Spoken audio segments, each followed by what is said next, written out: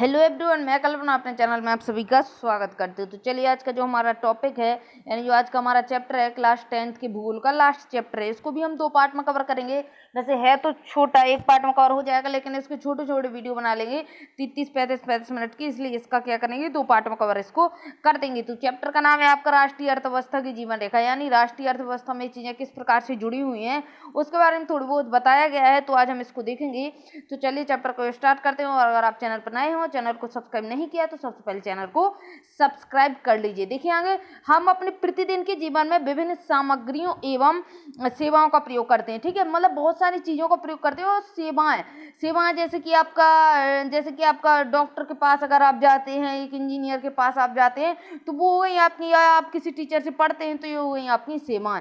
इनमें से कुछ हमारे आसपास उपलब्ध होती हैं, जबकि कुछ अन्य चीज़ों की ज़रूरतें दूसरे स्थानों से लाकर पूरी की जाती हैं। कुछ तो हमें आसपास मिल जाती हैं, लेकिन कुछ चीज़ें या मतलब सेवाएं जो ऐसी होती हैं कि जो हमें आसपास नहीं मिलती हैं बल्कि दूर जाकर मिलती हैं। ठीक है, तो वस्तुएं तथा सेवाएं मांग स्थल से आपूर्ति स्थल पर अपने आप नहीं पहुंच जाती। यानी कोई चीज़ हमें वस्तु चाहिए या कोई सेवा चाहिए, तो ऐसा तो है नहीं कि वो खुद चल के आ जाएगी या हम उड़ के उसके यहाँ तक पहुँच जाए। ठीक है, ऐसा तो कुछ होता नहीं है। अब उसमें क्या चाहिए, कोई और बीच में चीज़ होना चाहिए, तब हम उस तक पहुँच सकते हैं। वो होता है आपका परिवहन।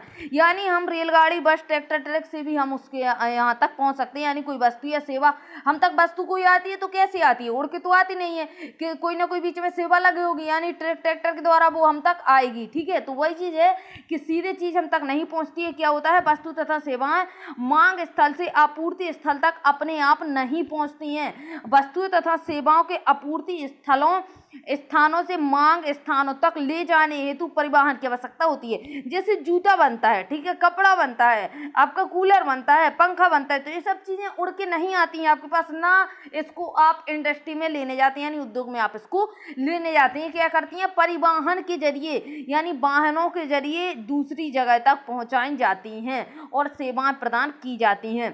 कुछ व्यक्ति इसको उपलब्ध करवाने में संलग्न होते हैं, यानी कुछ व्यक्ति यानी कुछ लोग इस चीज में लगे होते हैं जिनको इस चीज से रोजगार प्राप्त होता है। यानी मान लीजिए ट्रक से कोई चीज आपके पास आती है, तो ट्रक से क्या है, ट्रक अपने आप तो चलेगा नहीं, कुछ व्यक्ति उसको चला रहे होंगे, यानी उनको भी रोजगार मिल रहा होगा।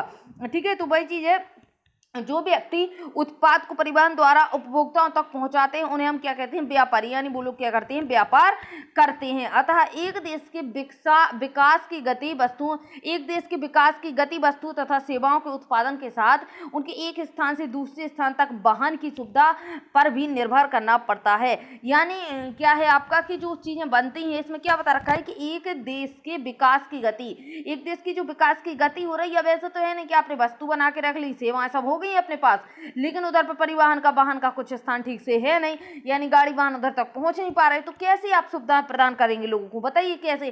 ठीक है, आपके पास एक आप बात बताइए, पोल्स हैं जैसे, ठीक है, पहाड़ी क्षेत्रों पे अपन ने कारखाने खोल लिए, इंडस्ट्री लगा ली और क्या किया, उधर पे चीजें सुविधाएं बना के रख ली, ठीक है, बन गया, सब हो गया, लेकिन ना तो पहली बात तो बनेगा नहीं, क्योंकि कच्चा माल नहीं पहुंच पाएगा वहां पे। ठीक है, आपको उधर पे श्रम नहीं मिल पाएगा, जल बल वगैरह अच्छे से नहीं मिल पाएगा, तो चीजें नहीं पहुंचेंगी।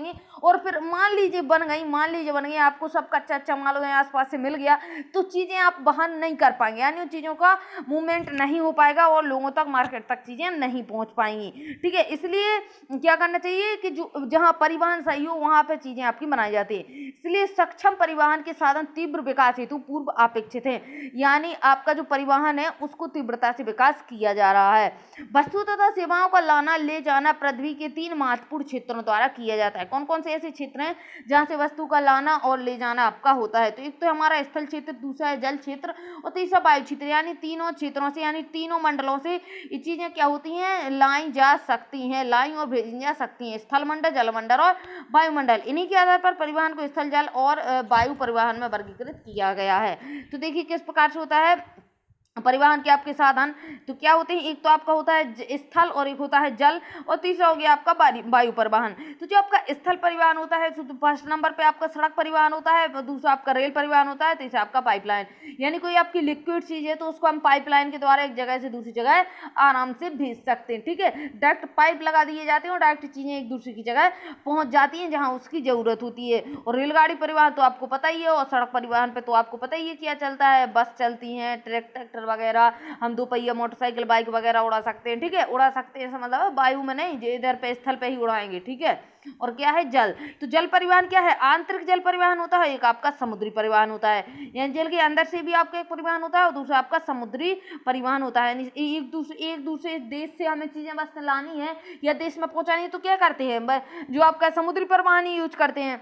दूसरा देखिए क्या है वायु, वायु परिवहन क्या है आपका, एक तो आपका घरेलू विमान सेवा हो जाती है, कुछ लोग बहुत बड़े आदमी होते हैं, पैसा ज्यादा होता है तो घरेलू विमान खरीद लेते हैं। दूसरा आपका अंतरराष्ट्रीय विमान सेवा, अंतरराष्ट्रीय बोले तो क्या है आपका कि एक देश से दूसरे यानी इंटरनेशनल सेवा आपकी होती है। तो घरेलू में क्या होता है, एक तो आपका सार्वजनिक भी हो सकता है और निजी विमान भी, लोगों के पास अकेले खुद का विमान हो सकता है। अब देखिए इधर पे क्या है, बहुत समय तक व्यापार तथा परिवहन सुविधा एक सीमित क्षेत्र तक की जाती थी, कि जो बहुत समय तक क्या था कि व्यापार और परिवहन एक सीमित था, लेकिन अब सीमित नहीं है, क्योंकि अब विज्ञान टेक्नोलॉजी आपका जो है साइंस और टेक्नोलॉजी बढ़ चुका है।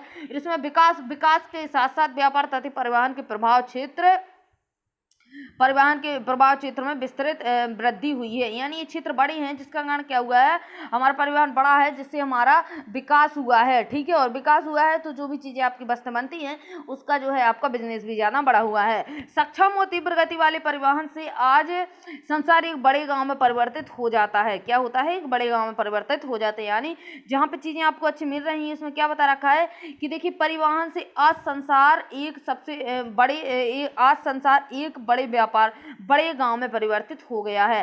परिवहन का यह विकास संचार साधनों के विकास की सहायता से ही संभव हो सकता है, इसलिए परिवहन संचार और व्यापार एक दूसरे के पूरक हैं। क्या बता रखा है कि जो परिवहन का यह विकास संचार साधनों, यानी अब आप इसको सोचिए संचार साधनों, यानी अगर इंफॉर्मेशन, अगर देखिए परिवहन जो हो रहा है, ठीक है, अगर इस इंफॉर्मेशन का पता नहीं होता, जैसे हमें मैपिंग पता नहीं होती है, ठीक है, अगर संचार नहीं होता तो हमें ये पता नहीं होता किस चीज को कहाँ चाहिए है, कौन सी वस्तु का व्यापार कहाँ होना है, या फिर इसकी मैपिंग क्या है, तो उस चीज से क्या होता, हम चीजें जानकारी नहीं कर पाते, क्योंकि देखिए हर इंसान को तो पता होता नहीं है कि सड़कें कहाँ से कहाँ गई हुई हैं। तो संचार साधन जरूरी है, ठीक है, यानी इंफॉर्मेशन वाला आपका सिस्टम, ठीक है। तो संचार साधन के विकास के इसमें आपकी सहायता मिली है, किसमें, परिवहन के विकास में। इसलिए परिवहन संचार और व्यापार एक दूसरे के पूरक, यानी ये तीनों एक दूसरे से जुड़े हुए हैं, ठीक है। अभी तो आपको क्या है, फोन करके आप कोई भी चीज पूछ लेते हैं कि हेलो भाई तुझे क्या चाहिए, तो बस पहुंचा दिया माल को, ठीक है। लेकिन पहले तो ये सुविधा नहीं थी, यानी आप एक ना कॉल करके या फिर मेल करके या फिर इंटरनेट से डायरेक्ट चीजें नहीं पूछ पाते थे, और जो आपका बिजनेस था इतना तेजी से नहीं चल पाता था जिस तेजी से आज चल रहा है।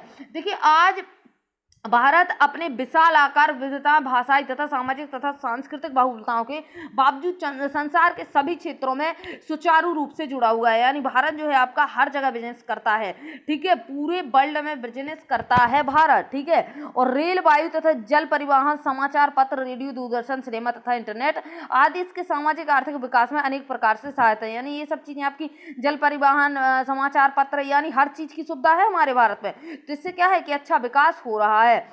स्थानिक से अंतर्राष्ट्रीय स्तरीय व्यापार ने अर्थव्यवस्था को जीवन शक्ति दी है। क्या बता रखा है कि स्थानिक यानी छोटे छोटे व्यापार से लेकर अंतर्राष्ट्रीय स्तर के व्यापार में क्या है, हमारी अर्थव्यवस्था को जीवन शक्ति, यानी अर्थव्यवस्था में इसका हद से ज्यादा योगदान है। अब व्यापार तो अर्थव्यवस्था से संबंधित आपका होता ही है, तो वही बता रखा है कि स्थानिक यानी छोटे छोटे स्थान से लेकर के, यानी गांव, पहले गांव गांव में लोग बार व्यापार करते थे, ये रहा गांव, ये रहा, मतलब ये गांव है उसमें 4-5 घर हैं, एक दूसरे से व्यापार कर लिया। अब धीरे धीरे व्यापार बढ़ा, व्यापार कहाँ पहुंच गया आपका, इंटरनेशनल स्तर पर पहुंच गया, यानी हाई लेवल का व्यापार होने लगा। तो ये सब चीजें क्या है, आपका व्यापार अर्थव्यवस्था को जीवन शक्ति तो देता है, ठीक है। इसने हमारे जीवन को समृद्ध किया है तथा आरामदायक जीवन के लिए सुविधाएं और साधनों में बढ़ोतरी की है, तो हमारा जीवन ज्यादा से ज्यादा आरामदायक होता जा रहा है। इस अध्याय में आप पढ़ेंगे किस प्रकार आधुनिक संचार तथा परिवहन के साधन हमारे देश और इसकी आधुनिक अर्थव्यवस्था को संचालित करते हैं, ठीक है। यानी क्या पढ़ना है हमें कि जो हमारा आधुनिक संचार तथा परिवहन है उसके साधन जो है वो हमारी अर्थव्यवस्था को किस प्रकार से चला रहे हैं। अतः यह स्पष्ट है कि सघन व सक्षम परिवहन का जाल तथा संचार के साधन आज विश्व, राष्ट्र व स्थानीय व्यापार हेतु पूर्व अपेक्षित हैं। चलिए आगे देखते हैं इसमें क्या है। और अब हम देखेंगे परिवहन। परिवहन की बात करेंगे, ट्रांसपोर्ट की बात करिए। यहाँ पे क्या है, सबसे पहले बात करेंगे हम स्थल परिवहन की। ठीक है, स्थल परिवहन जो है आपका भारत विश्व में सर्वाधिक सड़क जाल वाले देशों में से एक है। यानी जो हमारे भारत का सड़क जाल है वो बहुत ज्यादा है, यानी जो आपका है क्या है, विश्व के सर्वाधिक सड़क जाल वाले देशों में आता है। यह सड़क जाल लगभग आपका 32 लाख किलोमीटर, यानी छोटा मोटा नहीं है, बताइए 32 लाख किलोमीटर का सड़क जाल हमारे इंडिया में फैला हुआ है। भारत में सड़क परिवहन रेल परिवहन से पहले प्रारंभ हुआ था। क्या बता रखा है कि रेल परिवहन आपका नहीं था, सबसे पहले आपका सड़क परिवहन चला था। ठीक है, कच्ची सड़कें आपकी चलती थी, पक्की नहीं थी लेकिन कच्ची सड़कें तो आपकी चलती थी ना। निर्माण तथा व्यवस्था में सड़क परिवहन रेल परिवहन की अपेक्षा अधिक सुविधाजनक है। फिर से क्या बता रखा है कि निर्माण यानी बनाने में जो क्या है आपका निर्माण तथा व्यवस्था में जो आपका सड़क परिवहन है वो रेल परिवहन की अपेक्षा अधिक सुविधाजनक है। ठीक है, यानी सड़क वाला आपका सुविधाजनक है। रेल परिवहन की अपेक्षा सड़क परिवहन की बढ़ती महत्वता निम्न कारण है। क्या है, देखिए क्या है। पहली बात तो क्या है आपका, रेलवे लाइन की अपेक्षा सड़कों की निर्माण लागत बहुत कम होती है, यानी सड़कों में जो पैसा लगता है बनाने में वो बहुत कम लगता है। दूसरे देखिए, अपेक्षाकृत उबड़ खाबड़ व विच्छिन्न भूभागों पर सड़कें बनाई जा सकती हैं, यहाँ पर रेल लाइन आपकी नहीं बनाई जा सकती है। अधिक ढाल प्रवणता पहाड़ी क्षेत्रों में आपकी सड़कें निर्मित कर दी जाती हैं जहाँ पर रेल नहीं करी जाती है। अपेक्षाकृत कम व्यक्तियों, कम दूरी व कम बस्तियों के परिवहन से सड़क मितव्ययी है, यानी कम व्यक्ति है, कम दूरी है, कम सामान है तो आराम से सड़कों के द्वारा ले जाया जा सकता है, उधर पे आपके रेल के डब्बे नहीं चलाए जाएंगे। ठीक है, घर घर सेवा उपलब्ध कराता है तथा सामान चढ़ाने उतारने की लागत भी अपेक्षाकृत कम होती है। घर घर सेवाएं उपलब्ध करा देती हैं जो हमारी सड़कें होती हैं। रेल से थोड़ी ना हर जगह चेन खींची जाएगी, हर जगह रुकेगी। ठीक है, तीसरी और देखिए और आगे क्या है, सड़क परिवहन अन्य परिवहन साधनों के उपयोग में एक कड़ी के रूप में भी कार्य करता है, जैसे कि सड़कें रेल स्टेशन वायु व समुद्री पतन को जोड़ती हैं, यानी सड़कें जो है इन सब चीजों को जोड़ती रहती है, रेल परिवहन, वायु और समुद्री पतन को। आगे देखेंगे ठीक है किस प्रकार से। भारत में सड़कों की क्षमता के आधार पर इन्हें 6 वर्गों में विभाजित किया गया है। राष्ट्रीय राजमार्गों के मानचित्र देखें तथा इन सड़कों की महत्वपूर्ण भूमिका बताएं, तो इसको थोड़ी देर में देखेंगे। पहले हमें जो आपका बहुत ज्यादा इंपोर्टेंट है आपका क्या, स्वर्णिम चतुर्भुज महाराजमार्ग, यानी इसको क्या कहते हैं, golden quadrilateral super highway. Exam में काफी बार पूछा गया है इसके बारे में। ठीक है, और ये बहुत ज्यादा इंपोर्टेंट है। देखिए इसमें क्वेश्चन किस प्रकार के आपके आते हैं, इसमें क्वेश्चन आते हैं कि किन किन शहरों को जोड़ता है, शहरों को नहीं शहरों को, और ये आपका कैसा चतुर्भुज बना देता है। चलिए इसको देखिए आगे। भारत सरकार ने क्या किया, दिल्ली, कोलकाता, चेन्नई, मुंबई वापस किससे जुड़ जाएगी आपकी, दिल्ली से जुड़ जाएगी। अगर आप बात करें दिल्ली, ठीक है, अगर आप बात करें दिल्ली के बाद अगर आप बात करें कोलकाता की बात करें आप चेन्नई की बात करें आप मुंबई जाके फिर से जुड़ेगी आपकी दिल्ली से। अगर इस प्रकार से एक सड़क मार्ग आपका डलता है, ये आपका 6 लेन वाला है। ठीक है, और ये महामार्ग आप अगर इसको देखेंगे तो इस प्रकार से अगर आप इसमें देखते हैं तो चतुर्भुज का रूप ले रहा है। इसमें 2 आपके गलियारे भी डले हुए हैं इस प्रकार से। जैसे अगर आप मैथ में अगर आपको ध्यान है तो मैथ में क्या पूछा जाता है, एक चतुर्भुज है उसमें 2 लाइनें डली हुई हैं, उसमें क्यारी बनी हुई है। ठीक है, इस प्रकार से पूछा जाता है। तो यही चीज इसमें इधर पे आपकी इस वाले महामार्ग में लग रही है। देखिए पहले तो इसको आपको वो क्या याद, सिटी याद रखनी है, किस किस सिटी को जोड़ता है, किस किस शहर को जोड़ता है, एग्जाम में पूछता है।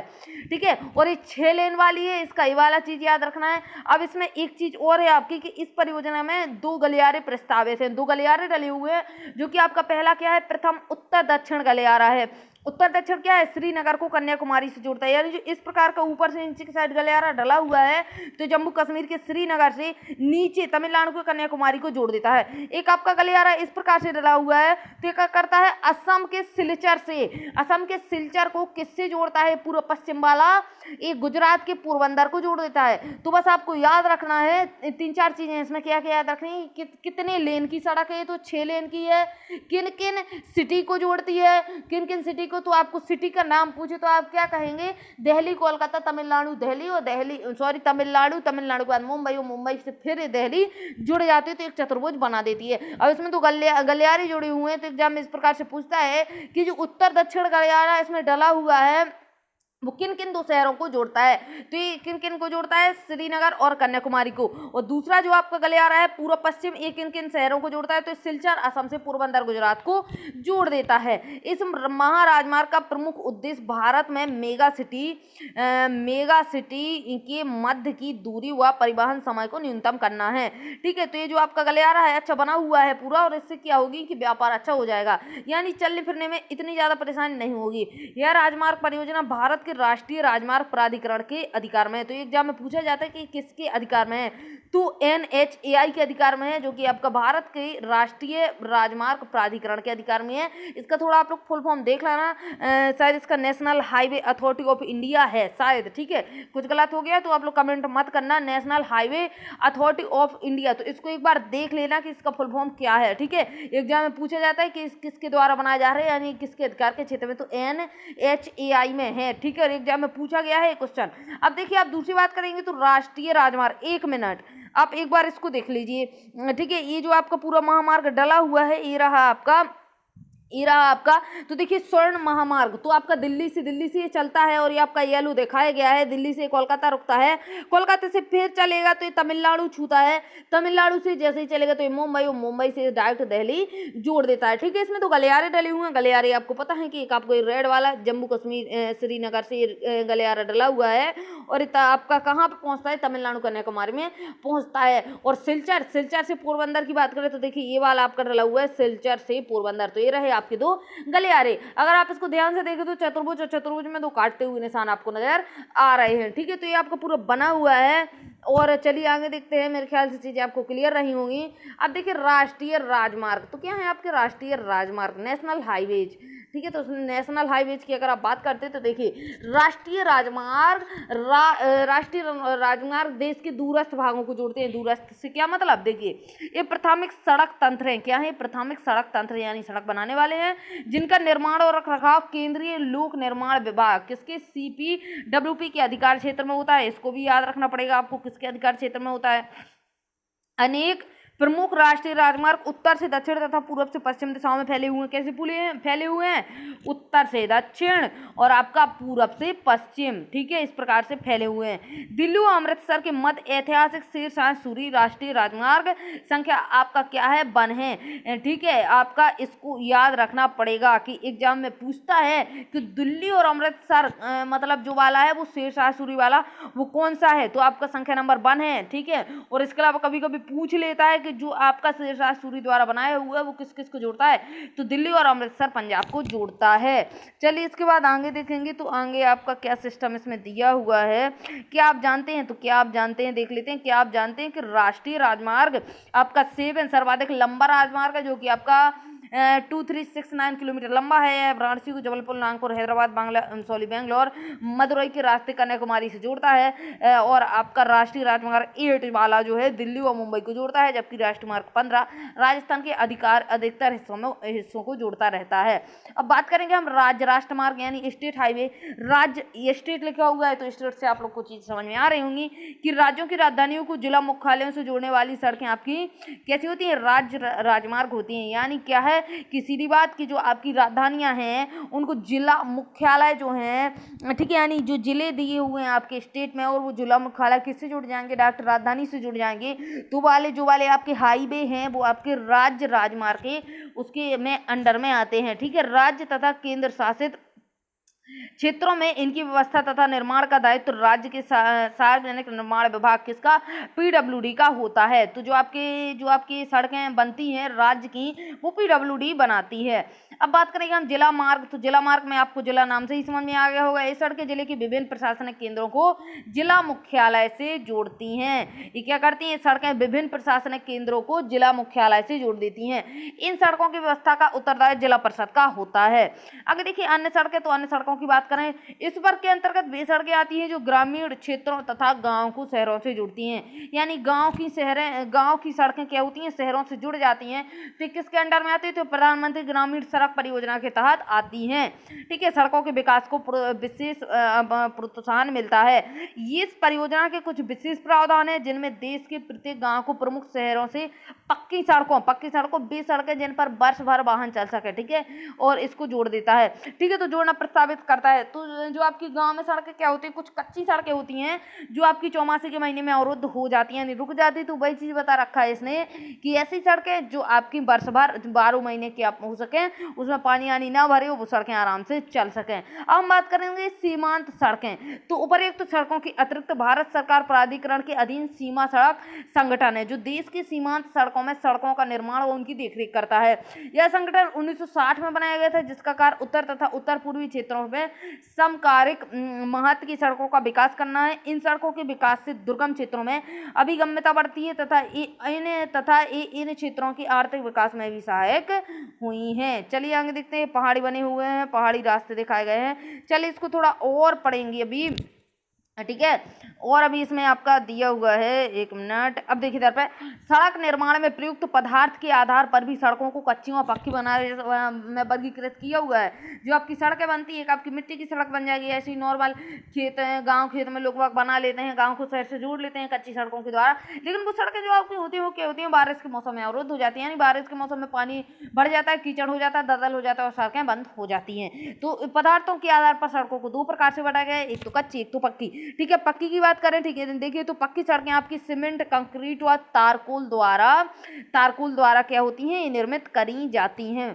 ठीक है, और ये 12मासी सड़कें होती हैं। कच्ची सड़कें वर्षा ऋतु में अनुपयुक्त हो जाती हैं। तो ये बनी हुई है आपकी उत्तर पूर्वी सीमा सड़क पर यातायात अरुणाचल प्रदेश। तो देखिए यातायात तो लोग कर रहे हैं, लेकिन अरुणाचल प्रदेश में बर्फबारी होती रहती है, तो बर्फबारी इधर पे हो रखी है। लेकिन पक्की सड़कें तो बर्फ को हटा दिया जाता है और चीजें आपकी क्लियर हो जाती है, यानी निकाल दिया जाता है गाड़ियों को। अब हम बात करेंगे सड़क घनत्व। तो देखिए थोड़ा इंपोर्टेंट है, इसको देखिएगा।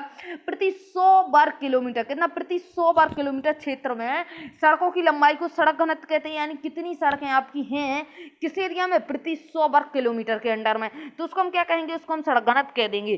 देश में सड़कों का वितरण एक समान नहीं है। क्या है इधर पे, देश में सड़कों का वितरण जो है एक समान नहीं है, हर जगह आपकी एक सी सड़कें आपको नहीं मिलेंगी।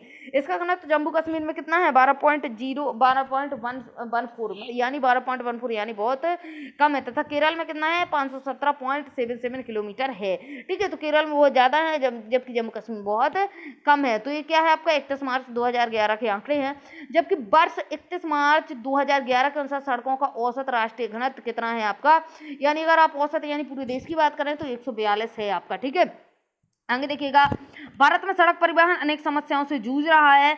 ठीक है, यातायात एंड ट्रैफिक व यात्रियों को संख्या को देखकर हुई सड़कों का जाल अपर्याप्त है, यानी जूझ रहा है, यानी समस्याओं से क्या है, अभी भी इतनी ज्यादा सड़कें हैं, फिर भी क्या होता है, ट्रैफिक लग जाता है हमारे यहाँ पे। ठीक है, और ट्रैफिक लगता है तो क्या है, लोग बाग क्या होते हैं, यात्रियों की संख्या भी ज्यादा है और ट्रैफिक भी आपका लग रहा है, तो क्या होता है, लोगों को परेशानी पड़ती है। लगभग आधी सड़कें कच्ची हैं तथा वर्षा ऋतु के दौरान इनका उपयोग सीमित हो जाता है, यानी कच्ची सड़कें क्या होती हैं, अवरुद्ध हो जाती हैं, रुक जाती हैं आपकी पानी की वजह से। राष्ट्रीय राजमार्ग भी अपर्याप्त है। तो ये राष्ट्रीय राजमार्ग भी क्या है, ये भी अपर्याप्त हो रहे हैं, ये भी आपके ठीक से चीजों को नहीं करवा पा रहे हैं। इनमें भी क्या होता है, आपका ट्रैफिक हो जाता है।